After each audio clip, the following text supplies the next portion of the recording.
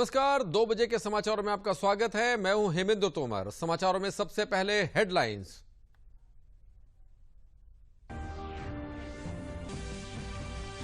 प्रदेश के एनसीआर के कुछ जिलों और लखनऊ में कोविड के मामलों में बढ़ोतरी को देखते हुए मुख्यमंत्री योगी आदित्यनाथ ने सतर्कता बरतने के दिए निर्देश। कहा, सार्वजनिक स्थानों पर मास्क का प्रयोग हो अनिवार्य।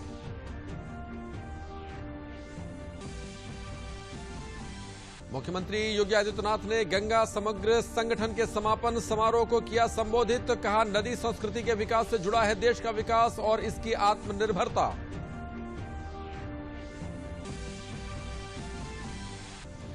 प्रदेश में आज से शुरू हुआ सड़क सुरक्षा सप्ताह। आमजन को हेलमेट और सीट बेल्ट के प्रयोग जैसे वाहन संबंधी नियमों और सड़क सुरक्षा नियमों के पालन के लिए किया जा रहा है जागरूक।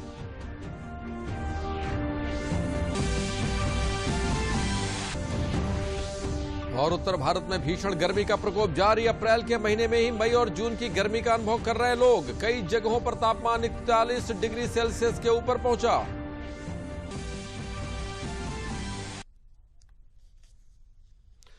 प्रदेश की सीमा से लगे हुए कुछ राज्यों में कोविड के केस में बढ़ोतरी को देखते हुए मुख्यमंत्री योगी आदित्यनाथ ने सतर्कता बरतने के निर्देश दिए हैं। मुख्यमंत्री ने कोविड प्रबंधन को लेकर हुई बैठक में कहा कि एनसीआर के कई जिलों में भी इसका प्रभाव दिख रहा है और बीते कुछ दिनों से वहां भी केस बढ़ रहे हैं। उन्होंने कहा कि विगत 24 घंटे में गौतम बुद्ध नगर में 65, गाजियाबाद में 20 और लखनऊ में 10 नए कोविड पॉजिटिव मरीजों की पुष्टि हुई है। इसलिए इन क्षेत्रों में स्थिति पर सूक्ष्मता से नजर रखी जाए। मुख्यमंत्री ने कहा कि एनसीआर के जनपदों गौतम बुद्ध नगर, गाजियाबाद, हापुड़, मेरठ, बुलंदशहर, बागपत तथा राजधानी लखनऊ में सार्वजनिक स्थानों पर मास्क लगाया जाना अनिवार्य किया जाए।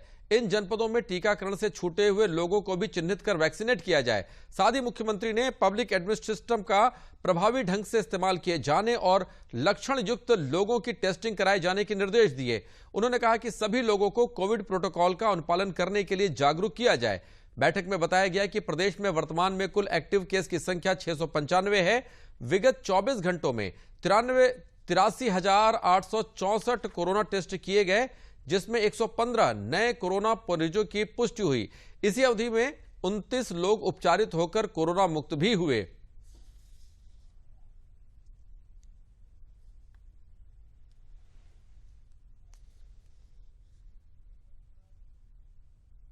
कोविड के बढ़ते मामलों को देखते हुए लखनऊ जिला प्रशासन सतर्क हो गया है। मुख्यमंत्री योगी आदित्यनाथ के निर्देशों के बाद लखनऊ के जिलाधिकारी ने railway station, bus stop, airport और आगरा एक्सप्रेसवे पर कोविड जांच टीमों को लगाने के आदेश जारी कर दिए हैं। कोरोना पर प्रभावी नियंत्रण के लिए 12 वर्ष की आयु से ऊपर के लोगों को टीकाकरण के लिए सघन अभियान चलाने का निर्देश दिया है। सामुदायिक स्वास्थ्य केंद्रों के क्षेत्र में आने वाले स्कूलों का जोन बनाकर टीकाकरण कराया जाएगा। कोविड प्रभावित क्षेत्र हरियाणा, महाराष्ट्र, दिल्ली, नोएडा, गाजियाबाद और एनसीआर से आए यात्रियों की टेस्टिंग कराई जाएगी। साथ ही फोकस सैंपलिंग कराने के भी निर्देश जारी किए गए हैं। लखनऊ में आरटी-पीसीआर की पॉजिटिविटी दर 0.34 है। शनिवार को राज्य में कोरोना के 135 नए मामले सामने आए हैं।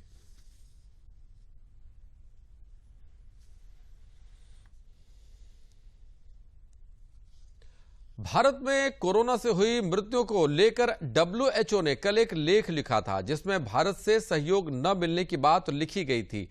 न्यूयॉर्क टाइम्स में लिखे इस लेख के बाद भारत ने सभी तथ्यों का सिलसिलेवार तरीके से जवाब दिया है।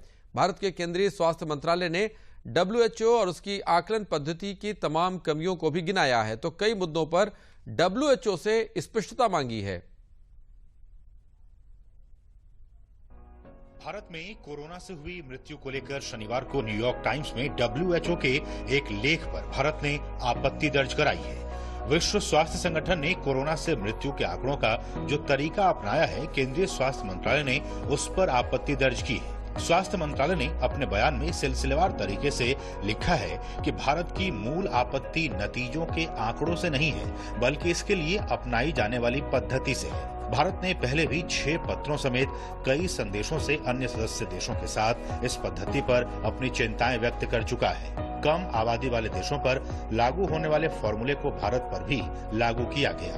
भारत ने चीन, ईरान, बांग्लादेश, सीरिया, इथियोपिया, मिस्र जैसे देशों के साथ कार्यप्रणाली और अनौपचारिक डेटा के उपयोग के संबंध में सवाल उठाए हैं। इस मॉडल में 18 भारतीय राज्यों के गैर सत्यापित डेटा का उपयोग किया गया है, जिससे मॉडलिंग की वैधता पर सवाल खड़े होते हैं। यदि मॉडल विश्वसनीय है तो WHO को इसे सभी सदस्य देशों के साथ साझा केरल में कमान और औसत मृत्यु के बीच जिस संबंध को स्थापित किया गया है वो भारत जैसे विविध भौगोलिक परिस्थितियों वाले देश में संभव नहीं है। वैश्विक स्वास्थ्य अनुमान 2019 के जिस पैमाने को आधार बनाया गया है वो भारत की वास्तविक स्थिति से बहुत अलग है।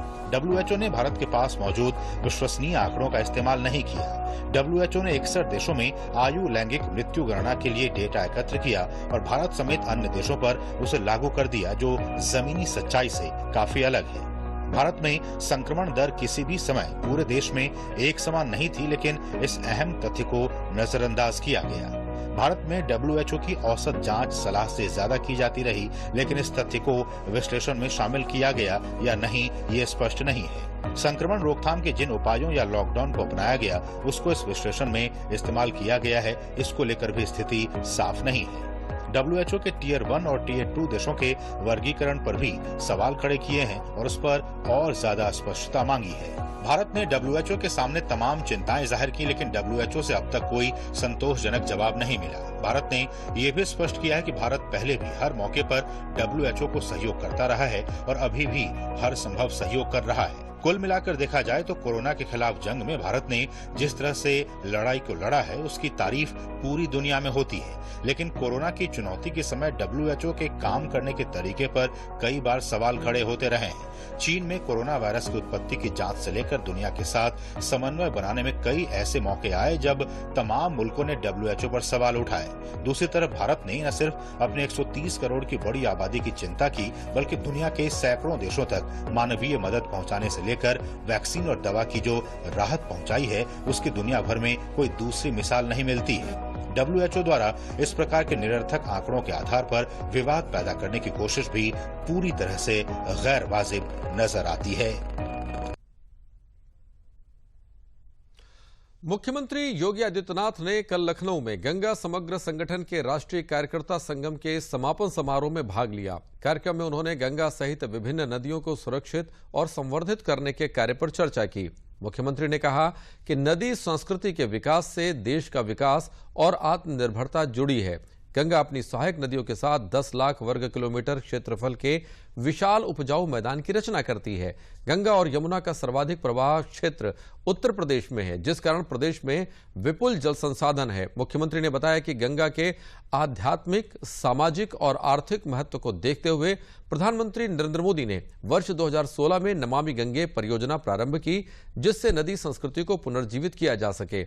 उत्तर प्रदेश सरकार द्वारा राज्य में सीवेज प्रबंधन हेतु 46 परियोजनाओं पर कार्य कराया जा रहा है, जिसमें से 25 परियोजनाओं के कार्य पूर्ण हो चुके हैं।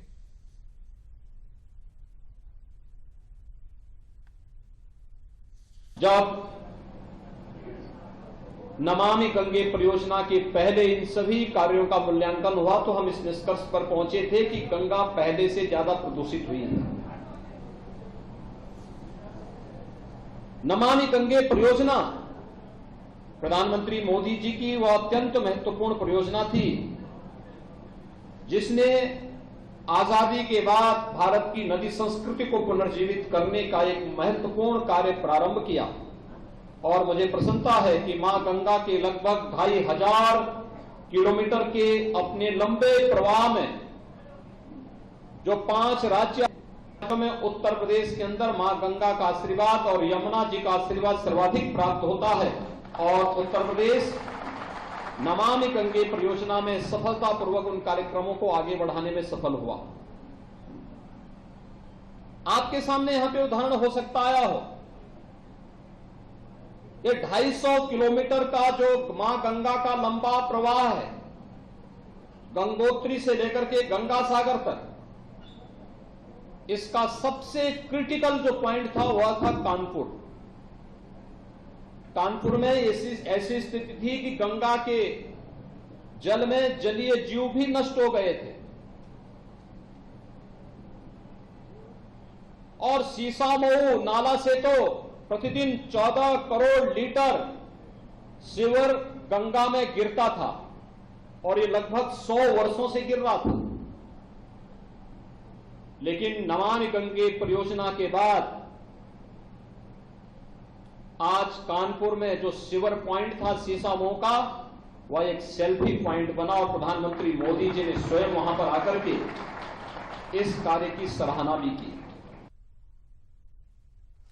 प्रधानमंत्री नरेंद्र मोदी 18 से 20 अप्रैल तक गुजरात के दौरे पर रहेंगे। गांधीनगर, बनासकांठा, जामनगर और दाहोद के कई कार्यक्रमों में वह शामिल होंगे। प्रधानमंत्री आज शाम गांधीनगर में स्कूलों के कमांड एंड कंट्रोल सेंटर का दौरा भी करेंगे। 19 अप्रैल को प्रधानमंत्री सुबह बनासकांठा के दियोदर स्थित बनास डेयरी संकुल में कई विकास परियोजनाओं की आधारशिला रखेंगे और कई परियोजनाओं को देश को समर्पित करेंगे। उसके बाद वह जामनगर में WHO global centre for traditional medicine की आधारशिला रखेंगे। 20 अप्रैल को सुबह प्रधानमंत्री गांधीनगर में वैश्विक आयुष निवेश और इनोवेशन शिखर सम्मेलन का उद्घाटन करेंगे। इसके बाद वह दाहोद में आदिजाति महासम्मेलन में शामिल होंगे और विभिन्न विकास परियोजनाओं का उद्घाटन और शिलान्यास करेंगे।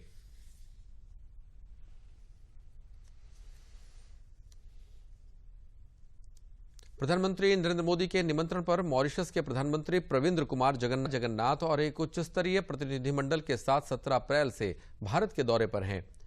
विदेश मंत्रालय के अनुसार भारत और मॉरिशस के बीच विशेष रूप से घनिष्ठ संबंध हैं। ये संबंध साझा इतिहास, संस्कृति और विरासत के बने हैं। आगामी यात्रा जीवंत द्विपक्षीय संबंधों को और मजबूत करेगी। गुजरात और नई दिल्ली में आधिकारिक कार्यक्रम के अलावा मॉरिशस के प्रधानमंत्री अपनी यात्रा के दौरान वाराणसी भी जाएंगे।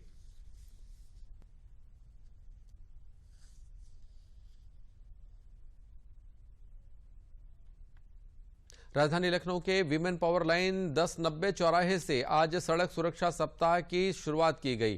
प्रदेश में आज से सड़क सुरक्षा सप्ताह 24 अप्रैल तक मनाया जाएगा। वर्तमान समय में सड़क पर दुर्घटनाएं सबसे अधिक दबाव वाले सामाजिक मुद्दों में से एक रूप में उभरी हैं और इससे पूरी दुनिया जूझ रही है। सड़क परिवहन और राजमार्ग मंत्रालय के आधिकारिक आंकड़ों के अनुसार 199 देशों में सड़क दुर्घटना से होने वाली मौतों की संख्या में भारत पहले स्थान पर है। इसलिए सड़क सुरक्षा सप्ताह द्वारा लोगों को उनकी सुरक्षा के बारे में जागरूक किया जा रहा है। प्रदेश के परिवहन मंत्री ने लोगों से अपील की है कि सड़क पर हेलमेट और सीट बेल्ट का प्रयोग अवश्य करें।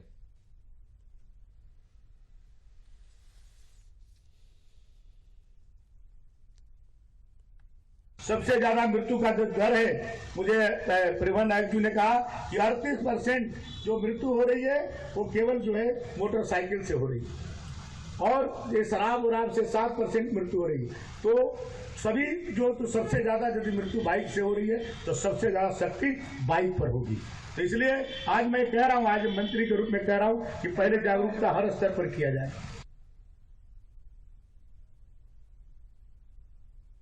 औद्योगिक विकास मंत्री बनने के बाद नंदगोपाल नंदी पहली बार कल नोएडा पहुंचे। नोएडा के 47वें स्थापना दिवस के अवसर पर उन्होंने नोएडा और दादरी विधानसभा क्षेत्रों में 108 करोड़ रुपए की 81 परियोजनाओं का लोकार्पण और शिलान्यास किया। नंदगोपाल नंदी ने कहा कि नोएडा पूरे उत्तर प्रदेश का मुकुट है।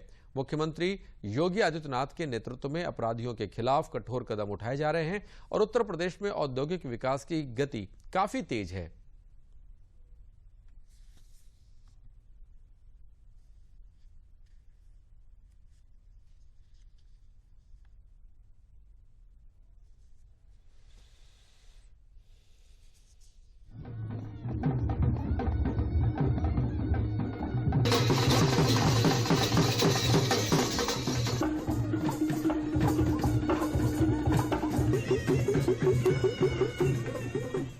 नोएडा, मैं तो ये कहूँगा जैसे भारत का स्वर्ग कहा जाने वाला कश्मीर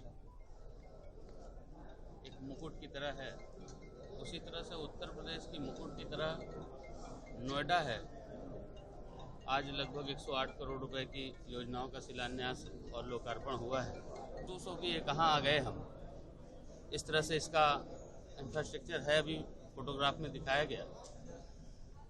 अभी हम चर्चा करेंगे कि इसको और कैसे बेहतर और कैसे खूबसूरत किया जाए। आज के इस अवसर पर मैं प्रदेशवासियों को, खासतौर से नोएडा में इंडस्ट्री चलाने वालों को, इंडस्ट्रीज को और यहाँ रहने वालों को ढेर सारी शुभकामनाएं देता हूँ। विद्युत के सबस्टेशन और हम एनसीआर में कहीं भी नजर मारे तो मुझे नहीं लगता कि नोएडा से बेहतर ग्रीनरी और पार्क्स कहीं भी किसी और शहर को देखने को मिलेंगे। तो निश्चित ही हर क्षेत्र में यहाँ से बहुत विकास हुआ है। खास तौर से माननीय मुख्यमंत्री श्री योगी आदित्यनाथ जी के नेतृत्व में हमारे सभी जनप्रतिनिधियों के सहयोग से पिछले 5 वर्षों में इस पूरी टीम ने शहरवासियों के बहुत सारे एसोसिएशंस के सहयोग से लगातार बहुत प्रयास किए, बहुत काम हुआ है। 5 वर्षों में 20,000 करोड़ के कार्य पे नोएडा प्राधिकरण ने काम किया। मेरठ में केंद्रीय स्वास्थ्य मंत्री डॉक्टर मनसुख मांडविया और सांसद राजेंद्र अग्रवाल ने कल विकास भवन में आजादी का अमृत महोत्सव कार्यक्रम के अंतर्गत आयुष्मान भारत योजना के 4 वर्ष पूर्ण होने के उपलक्ष्य में आयुष्मान भारत योजना और आयुष्मान भारत डिजिटल मिशन के लाभार्थियों को कार्ड वितरित किए। केंद्रीय मंत्री मनसुख मांडविया ने कार्यक्रम में आयुष्मान डिजिटल हेल्थ मिशन के बारे में भी विस्तार से चर्चा की और आह्वान किया कि सभी को अपना आयुष्मान डिजिटल हेल्थ कार्ड जरूर बनवाना चाहिए, जिससे उन्हें स्वास्थ्य सेवाओं का लाभ मिल सके। उन्होंने कहा कि सभी हेल्थ कर्मियों ने देश के लिए कोविड में डटकर कार्य किया और टीकाकरण अभियान चला, जिससे सुरक्षा मिली।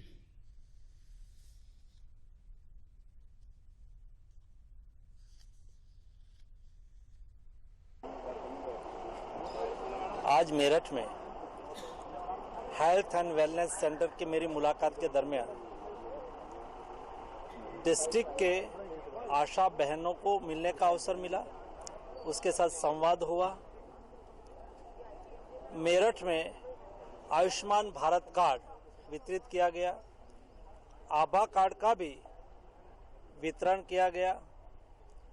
जब मैं आशा बहनों के साथ बातचीत कर रहा था, जिस तरह से आशा बहनों ने कोविड क्राइसिस के दरमियान मेहनत की है, घर घर जाके अपनी सेवाएं दी है, इसलिए मैं सभी आशा बहनों को अभिनंदन करता हूं। और सभी हेल्थ वर्कर्स, आशा बहन हो, नर्सिस हो, डॉक्टर हो और सभी पैरामेडिक स्टाफ जिन्होंने कोविड क्राइसिस के दरमियान अपने स्वयं को भी जोखिम लेके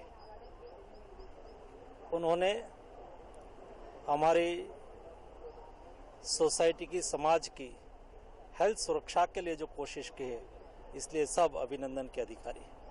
मेरा नाम रिया शर्मा है, मैं मेरठ की रहने वाली हूँ। मुझे एक लड़का हुआ है और पहला इंस्टॉलमेंट मुझे 2000 मिला है, दूसरा इंस्टॉलमेंट मुझे 1000 मिला है, तीसरा इंस्टॉलमेंट मुझे फिर से 2000 मिला है और प्रधानमंत्री जी की योजना हमारे लिए फलीभूत रही है। और मेरा आयुष्मान कार्ड में पूरे परिवार का नाम आया हुआ है, सभी को मतलब कार्ड बने हैं और योगी मोदी जी का बड़ा सहयोग मिला है, हमें मिलता रहता है।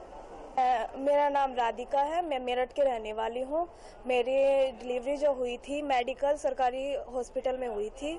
मुझे जो है प्रधानमंत्री मातृ वंदना योजना से जो पैसा मिला है उससे बहुत मुझे लाभ हुआ है। तो वहाँ पर मेरी डिलीवरी जो हुई थी उससे मुझे बहुत ज़्यादा मतलब लाभ प्राप्त हुआ है और मेरी अभी तक प्रथम 2 किस्त आ चुके हैं। एक बार 1000 रुपये आए हैं और दूसरी बार 2000 रुपये आए हैं। मेरे पिताजी का एक्सीडेंट हो गया था और जिसके आयुष्मान कार्ड के द्वारा हमारा इलाज हुआ और जिसमें कि हमें 1 रुपया भी खर्च नहीं करना पड़ा, सब हमारा इलाज फ्री में हुआ।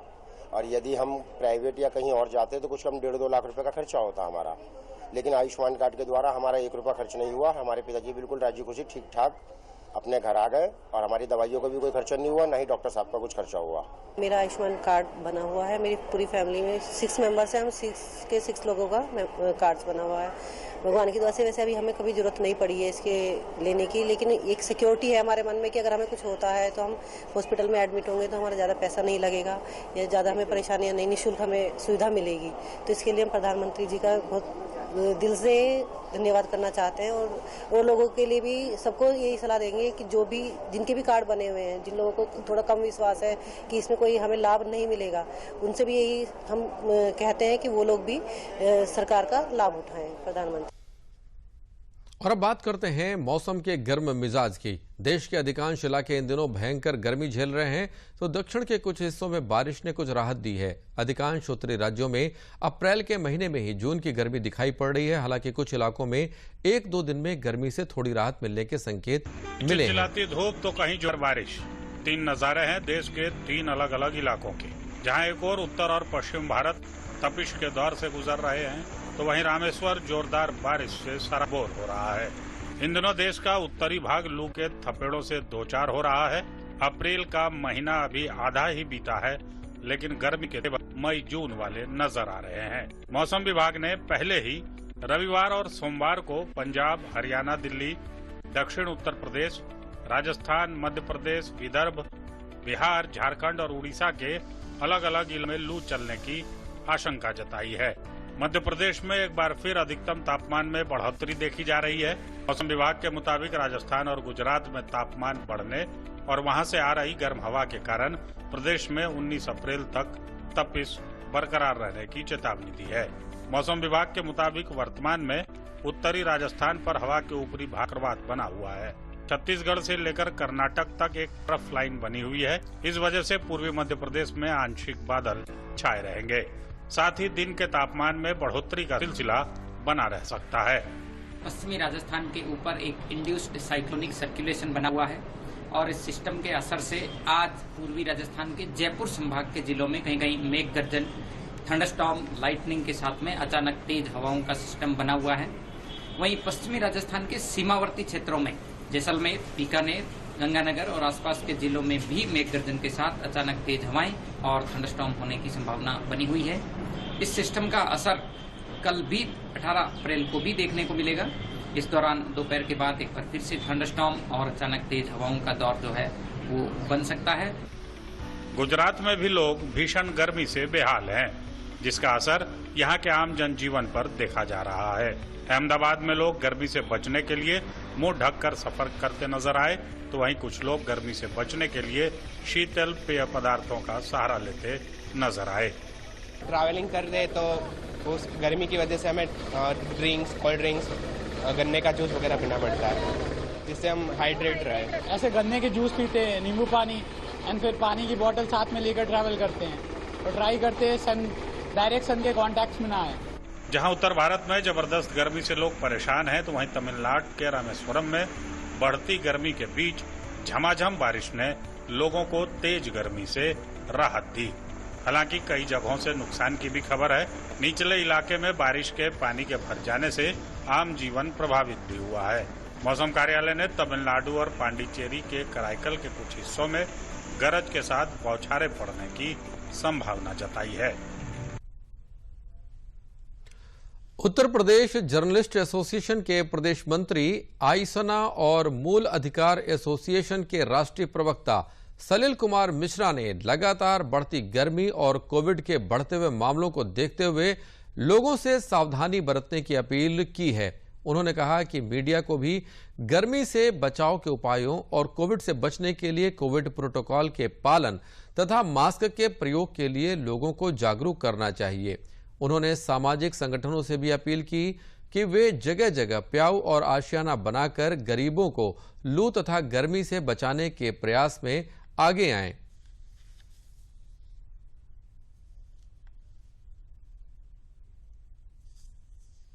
लखनऊ में गोमती नदी के किनारे पंचवटी घाट पर स्थित अहिमर्दन पातालपुरी हनुमान जी मंदिर में हनुमान जयंती धार्मिक श्रद्धा और भक्ति भाव के साथ मनाई गई। इस अवसर पर मंदिर में लेटे हुए हनुमान जी की मूर्ति का सिंदूर लगाकर श्रृंगार किया गया, सुंदरकांड का संगीतमय पाठ किया गया और हनुमान जी की महाआरती में भी श्रद्धालुजन उत्साहपूर्वक शामिल हुए। इस मौके पर हनुमान भक्तों को सम्मानित भी किया गया और भंडारे का आयोजन किया गया। भाजपा नेता और पूर्व उप मुख्यमंत्री दिनेश शर्मा भी इस आयोजन में शामिल हुए। उन्होंने कहा कि हनुमान जी हम सभी को बल, बुद्धि और विद्या का दान करते हैं और इसी के चलते हम अपने जीवन को सफलतापूर्वक चला पाते हैं।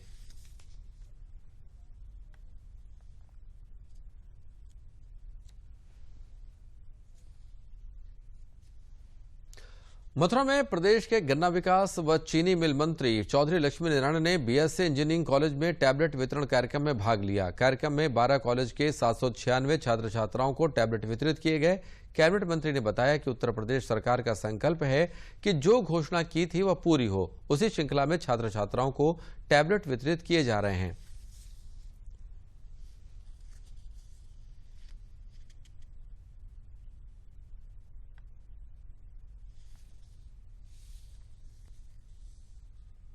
भारतीय जनता पार्टी के संकल्प पत्र में ये लिखा था कि हमारे जितने भी टेक्निकल और जितने भी ग्रेजुएट के हमारे छात्र हैं उन सबको हम ये टैबलेट देंगे। चूंकि आज भारत पूरे विश्व में टेक्निकल लाइन में अपना एक महत्वपूर्ण स्थान बना रहा है, उसको बढ़ावा देने के लिए आदरणीय योगी जी ने और आदरणीय मोदी जी ने जो संकल्प पत्र में समावेश किया था, आज उसी को पूरा करने के लिए प्रथम बार यहाँ BSA कॉलेज के प्रांगण में ये टैबलेट वितरण किया गया है। हमारा ये ध्येय है, हमारा लक्ष्य है कि जो भी हमारे संकल्प पत्र के वायदे हैं उन सबको हम क्रमशः पूरा करेंगे। उत्तर प्रदेश सरकार में सहकारिता विभाग के स्वतंत्र प्रभार राज्य मंत्री JPS राठौर अपने एक दिवसीय दौरे पर आज जनपद मुरादाबाद पहुंचे। मुरादाबाद पहुंचकर सर्किट हाउस में सहकारिता विभाग की जनपद स्तरीय विभागीय अधिकारियों के साथ बैठक की। बैठक में राज्य मंत्री JPS राठौर ने विभाग की योजनाओं का सही प्रकार से क्रियान्वयन कराने और पात्रों तक विभाग की कल्याणकारी योजनाओं का लाभ पहुंचाने के निर्देश दिए।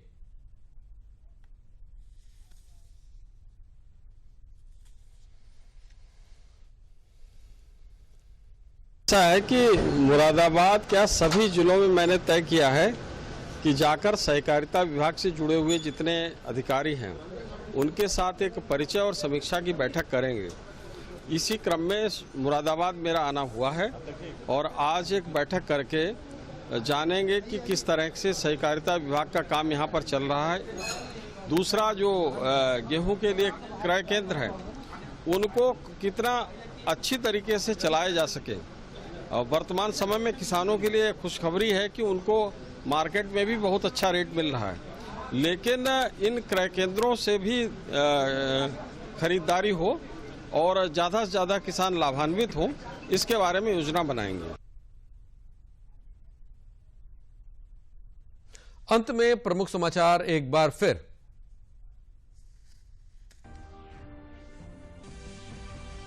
प्रदेश के NCR के कुछ जिलों और लखनऊ में कोविड के मामलों में बढ़ोतरी को देखते हुए मुख्यमंत्री योगी आदित्यनाथ ने सतर्कता बरतने के दिए निर्देश। कहा, सार्वजनिक स्थानों पर मास्क का प्रयोग हो अनिवार्य।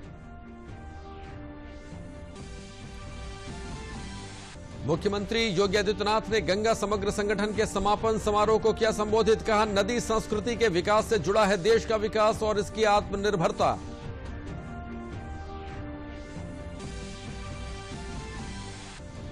प्रदेश में आज से शुरू हुआ सड़क सुरक्षा सप्ताह। आमजन को हेलमेट और सीट बेल्ट के प्रयोग जैसे वाहन संबंधी नियमों और सड़क सुरक्षा नियमों के पालन के लिए किया जा रहा है जागरूक।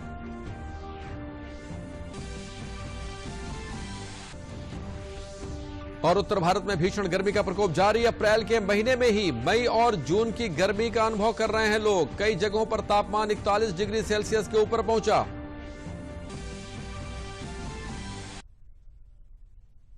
इसी के साथ समाचार समाप्त हुए। नमस्कार।